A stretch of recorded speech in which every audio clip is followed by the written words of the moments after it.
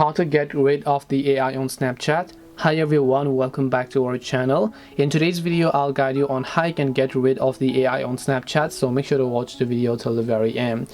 If you'd like to get rid of the AI on Snapchat, it's actually very simple to do so, because all you have to do is, let's say you open the Snapchat application here. Once you launch the Snapchat app, you're going to see this type of interface where if you just come to the chat page, you'll be able to see My AI that is pinned at the top of your screen, right?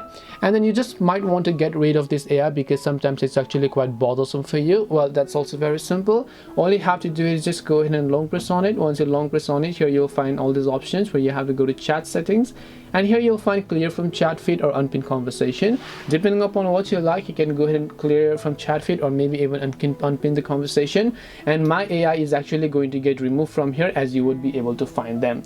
And once you've done that, the next thing you can do is you need to have Snapchat Plus to do this feature. Unless you have a Snapchat Plus subscription, you will not be able to implement this feature.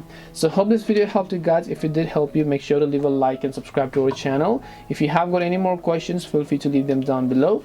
Thank you very much for watching till the end of this tutorial, and see you soon in our next video.